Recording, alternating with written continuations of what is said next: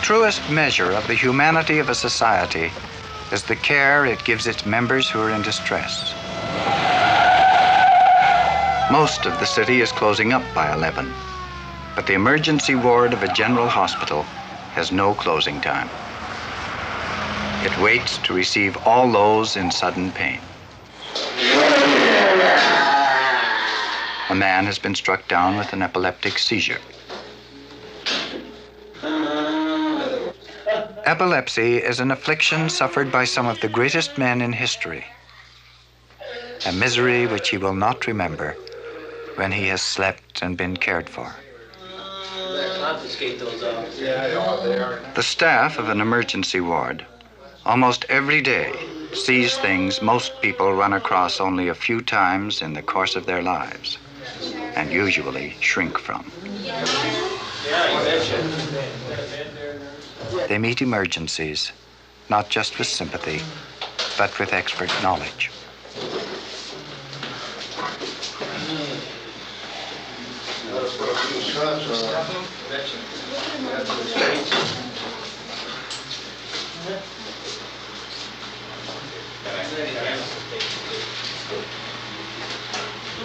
Was the pain the reason why he was screaming like that? No, the pain is part of the seizure, and it's a discharge in the brain itself, and not actually peripheral pain, but pain perceived in the brain without pain locally, if you understand what I mean.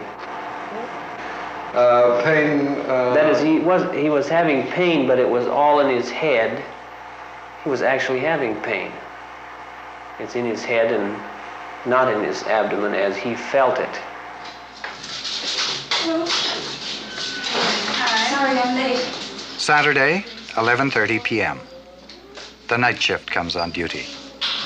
A night that will last till 7:30 in the morning. In the emergency ward, the size of the staff, the amount of equipment, the range of drugs needed are based solidly on statistics. They know that in a given period, they will have to treat a certain number of victims of traffic accidents, burns, attempted suicides, and they know from experience that Friday and Saturday nights are going to be their busiest. Brawls in taverns, fights, more people on the streets, and more people, therefore, to patch up.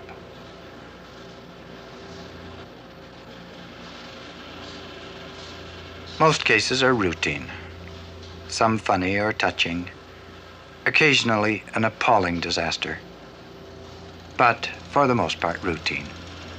How does it feel? It's okay. It's all right?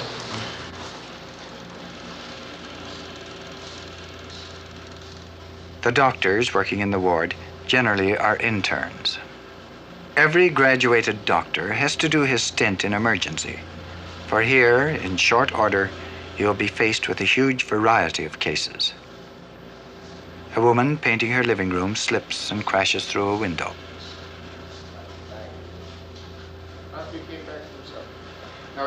A man complains of pains which prove to be imaginary. At that time, when that pain started. Well, you started. No, I'm talking about your back right now. Did you twist your back or do something? A huge variety, demanding sometimes swift action, sometimes only patience and a degree of good humor. I've taken up a lot more than you have. You have? Well, you've Yes. been living longer than I have. You're damn right. It'll take a hell of a lot more for you to turn around and tell me what I should do and what I shouldn't do. I was just explaining to you. Don't explain anything. I don't need it. Well, can't you be reasonable? I could, Well, to why a don't certain you? extent. Well, why don't you? But why should I? Well, there are other Do you here. people? Do you people? Why? You're getting paid for it. We gotta pay for you. I was brought in here. I didn't ask to come in this bloody place. And don't tell me what you should do and what I shouldn't do. Because I've been 16 years in the darn nurse's aide. Mm-hmm. I know what I should do and what I shouldn't do. Midnight. For the moment, quiet. Nothing for the shift to do but wait.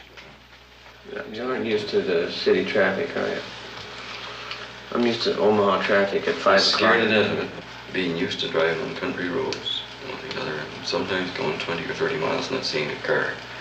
And then came in on that Sherbrooke Street traffic with cars, you know, all going the same way, about 4 or 5 lanes or something, all going the same way. I was scared to death when I got up at the hospital here. I went to park out front here. The guy yells, "Hey, you can't park there." You know, there was a taxi place. So I drove out of there and I went up and I asked the doorman, and, "Where can I park?" "Up behind." So I thought, my God, this is rough treatment. So I went up there and I just stopped and sat and smoked a cigarette. Would you rather work in some other part of the hospital? No, I prefer casualty. Why? Because it's more active, for one thing. And again, there's the endless variety, which I like. I find it much more stimulating. There's no routine. There's no such thing as a routine here. Do you find yourself sort of wondering who's going to come in next? No, because it never worries you who is going to come in next. First of all, here in a casualty department like this, we're equipped for everything, the worst that could happen, almost.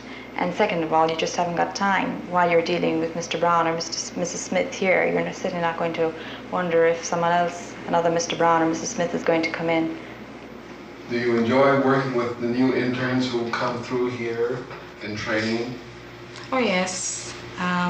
The new ones are so enthusiastic. It's a wonderful experience to them. It's their first time out and first time they prescribe, really officially prescribe treatments and do things for themselves. And in many instances, it's the first time I have to go. Oh, fine. Excuse me.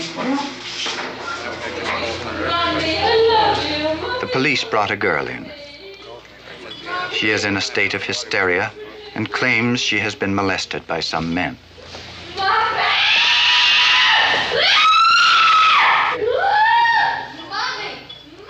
She will be given sedation, and when she has calmed down, her story will be checked by the police. It may be that she is only hysterical. Emergency knows that from everywhere, the city will bring to its doors its burden of trouble and pain. Around some of the slum areas there in the city, and they are bad, some of them, very bad.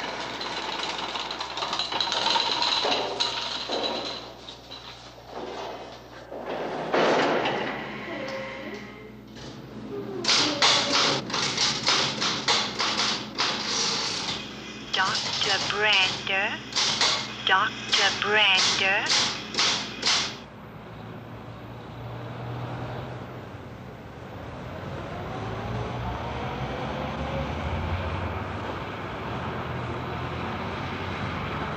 The city below, which for 1 million human beings is home and security, for some is a pit of loneliness.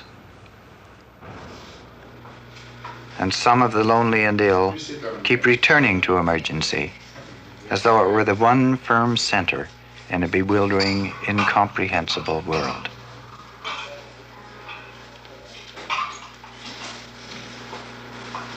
Mrs. Lane, what brings you tonight? What's your trouble? I had 18 fits yesterday. You had 18 fits? In the Montreal General. Here's the paper. Well, that's where you're now, in the Montreal General. Where? Don't you know that you're here in the Montreal General? They said they're gonna bring me here. Mm-hmm. Did you come by yourself? Yeah, because I got up, I took a bath, and I took the pills, and I couldn't sleep. You couldn't sleep? I couldn't sleep. Why could you not sleep? I don't know. I tried, but I can't sleep. Mrs. Lane, you are taking medicine, aren't you? Oh yeah. I have a few pills, but see, I had to come back Monday, and she should have gave me a great big bottle of white medicine there, doctor. She should, eh? Yeah, that white woman. No, that doctor woman. You know, the lady doctor there. She gave me a small bottle of medicine, doctor. Yes, well, we'll give you something for your headache. Yeah, because and also the give head you something to make you sleep tonight and tomorrow. Yeah. How did you get here tonight? Did you come in a taxi? No, they called the radio. I was waiting for the bus. Yeah, and I thought maybe I was gonna fall out, fall down there. So the police brought you in? The police brought me in.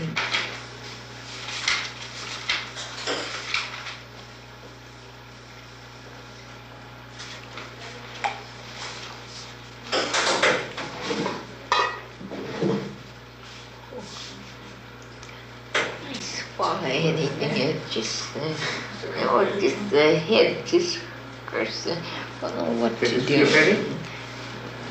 I hope it does. Oh, sure. I hope it does. Well, you'll feel better after these pills. All right, then. And you have your sleeping medicine tonight. Yeah, all right, okay? then, doctor. All right, then. Oh.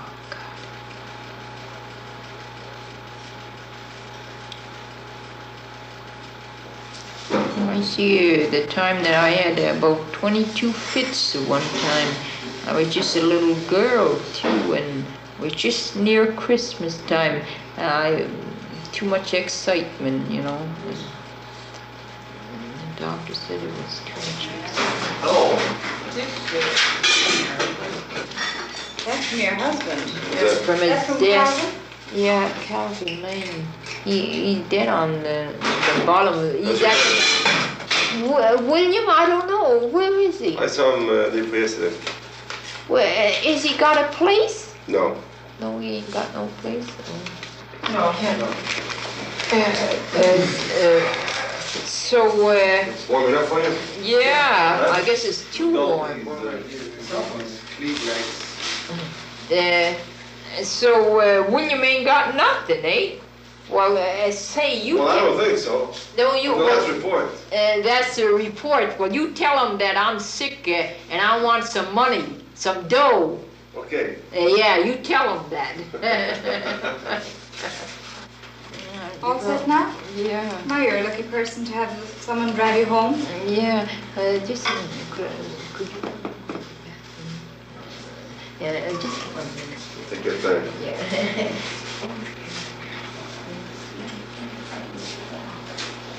It's all right. You know where it is, doctor?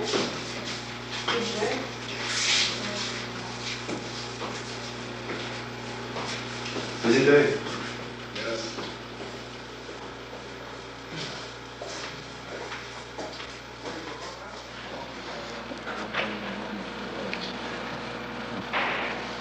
Do you have many lonely patients coming into the ward? Into this ward? Yes. Very many. I suppose Montreal is a place for lonely patients. Any big city is. And even people who have family or lead, for their neighbors at least, respectable or acceptable family life. Many of them are essentially very lonely. The undercurrents in many families, tensions, disagreements, jealousies, insecurity. And these people need moral support from an outside source. Something old. Yes, something new. Something old, something new. In the quiet moments, time for ordinary things. Time for Nurse O'Reilly to gossip about her forthcoming wedding. Tell me, are you nervous getting married? I'm not nervous, but Be glad when it's I think it's a very important, it's a very big decision to make. Oh, I think so and, too. And once you're married, and that's it. Have you got any advice that you could give me? A married life? Probably tell me to hold my temper. Oh, well, you'll do that all right. Oh, I don't. Not all that often. Not as often as I should. No, Have you been this far, really? No, no, married life is 50-50. That's all. You just have to give and take. That's what I always thought. That's true. And I mean, that's the way it works out, I think. Sometimes you get awfully provoked, but still. It's what you make it, I guess. That's true. That's true. If you're a doctor, I'm the patient. I just want to try to tell well, you let's something. get in the office. You don't Get go in the anywhere. office and... You don't go anywhere well, look, unless I invite you to come in. Well, you're the doctor, that's good. Yes, I know that. Now, don't kid me. And what are you going to do about this thing? I don't know what I can do. There's no injury as far as I can see. Well, it hurts me. I'm the patient. Yeah, I know that. But if it needs any thorough investigation, it has to be done during the week at the clinic. Well, what happens if I go out and cut my head off? Would you help me?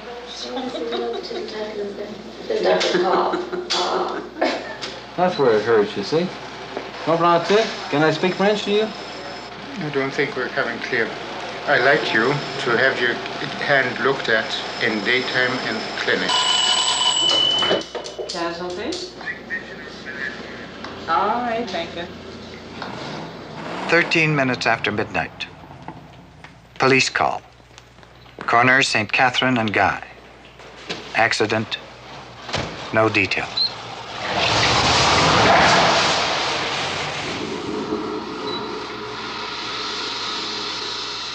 Emergency is prepared for almost anything. If it's critical, a resident surgeon can be summoned. All right, move back, please. Over on the sidewalk. The car was smashed trying to avoid a pedestrian. The driver was unhurt, the pedestrian moaning on the street.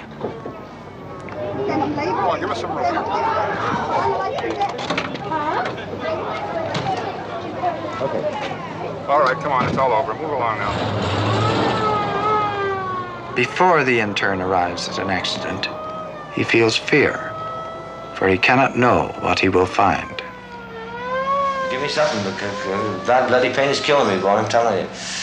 That's no fun, boy, I'm telling you. Hey, just for the fun, put your hand there. Feel a bump? Right? Yes. Is there a bump there or not? Mm-hmm. Right? It's not very small. It's small, eh? Small. But did he ever whack me? No. See? That's where it hurts. Ooh! Ooh! Ooh! Don't see, it hurts when you do that. Yeah, well, relax it. Just relax it. Ooh! I was walking across on a green light. And he came around the corner about 45 miles an hour. And he must have seen me. He must have. That's all I remember. Aye! You see, it hurts like all here. See, from here, right here. Yeah, but before, when we picked you up, you said it hurt up here. Well, maybe I did. I don't know. No. Ooh! See, right there. See? See where you touched there? Yeah. From here down right here. Well, you see, I can't figure out how the hell he hit me. I noticed you've been in here several times by ambulance, eh? Yeah. Accidents on the street? Yeah, but not for the same thing, though. Well, it's not broken. Thank God for that. Not broken, because the bone's perfectly all right. Thank God for that. Can I go home? Yes. Yeah, Dr. B.G. Thompson. 2 a.m. The orderlies wait, trade stories. Dr. Moore took one up on the elevator yesterday. He died on the elevator. The guy dropped dead right on the elevator. Who? Dr. Moore went to take a patient. I think he was going to take him to the second floor. He said, I put him on the elevator yesterday, Friday. He said he keeled right over on me. He was dead. What, the man was standing up, or was he? Yeah, he was standing up. And the doctor walked him to the elevator, went with him, and he keeled over. He dropped dead right there in the elevator with the people on it. Well, I guess the fella says, you gotta go, that's it.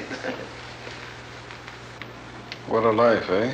Oh, we had one here, he only worked 8 hours here, first day here. He went to punch out at 1 o'clock to put the card in, and that was the end of him. He killed, 54 years old, he died. He only worked 8 hours. He got a job here, and that was the end of him that night, didn't get out. Then we brought another one up one time from the basement, put him on the operating table. Took his jacket off, and that was the end of him. Thompson. Huh. Oh, yeah. One day here, there was 4 in here one day. a Chinaman. Walked right in the door. He dropped dead here, right here in the lobby. Another one, doctor, and everybody was around. Goodbye, I'll see you tomorrow. He got to the top of the steps, and that was the end of him. My friend went to shovel snow off the roof, and he died on the ladder, on the run.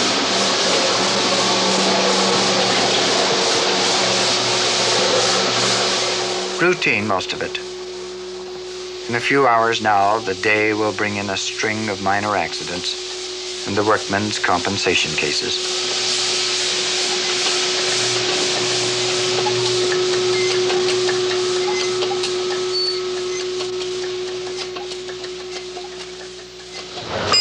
Dr. Arnold Jones, urgent. Dr. Arnold Jones, urgent. But in an emergency ward, death is never very far away.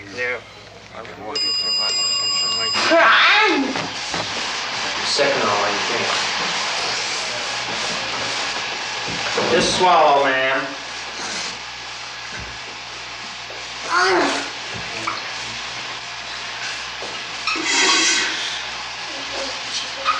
When did she take these, anybody know? Did they get her on thing? When did she take these, do you know? Just a few. How many did you take? This woman took a fatal dose of sleeping pills, but even in her despair, the will to live still flickered. She called a friend and was rushed in. The treatment is to empty the stomach of what is left of the drug with a stomach pump.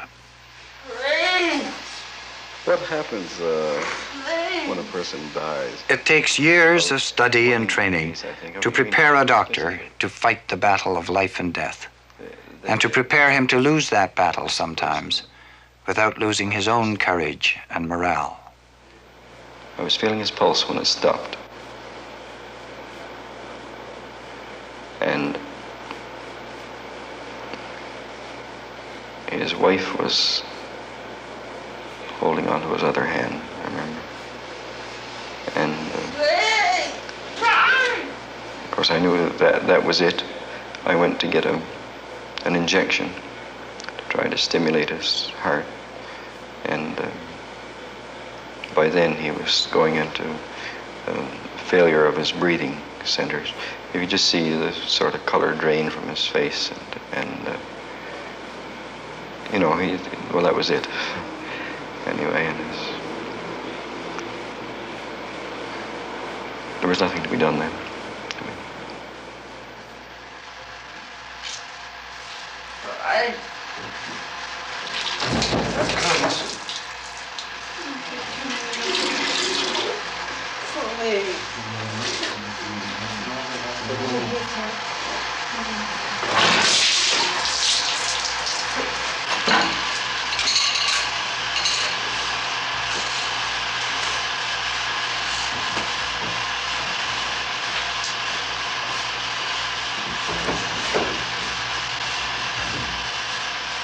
Okay, she'll be fine now.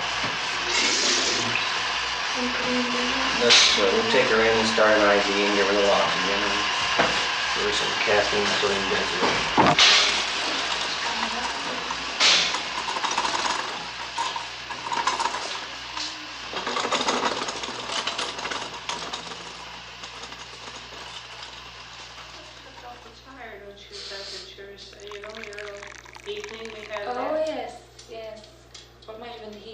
In medicine, as in war, the responsibility that the individual bears is sometimes so great that only people of stern stuff can stand up to it. How do you feel about making mistakes in relation to people, sometimes involving their lives? I don't know.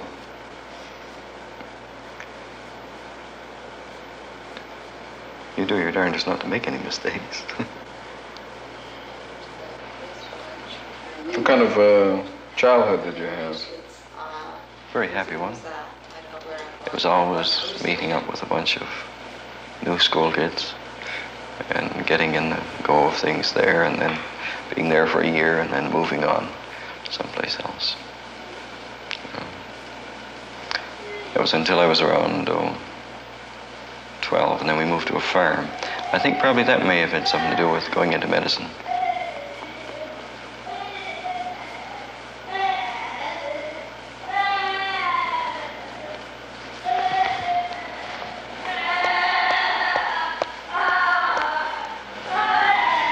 Is that someone that you should be seeing? No, I'm through now. That's that old lady.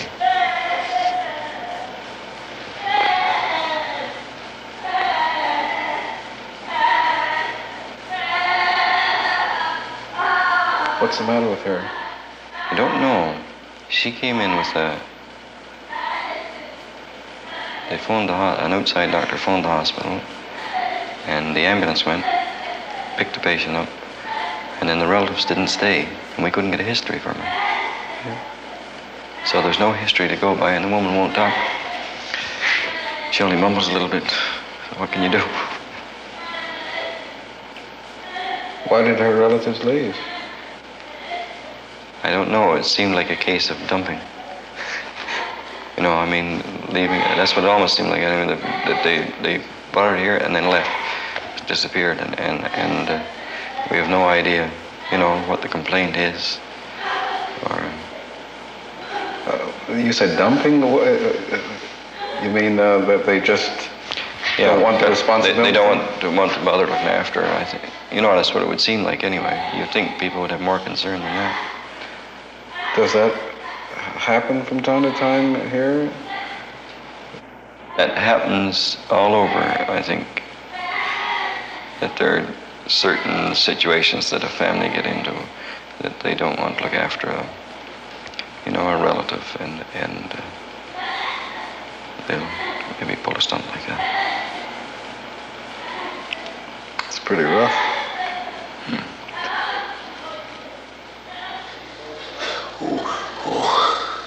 Have you heard anywhere else? Just here, eh? A night watchman fell off a ladder and cracked a rib. Sprains, cuts, abrasions. Only 2 more hours and time for another shift to come on duty.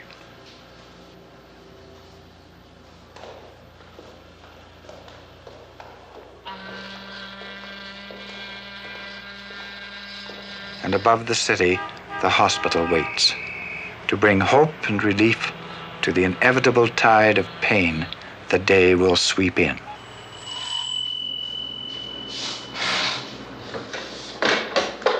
Consultation, Mrs. Barr.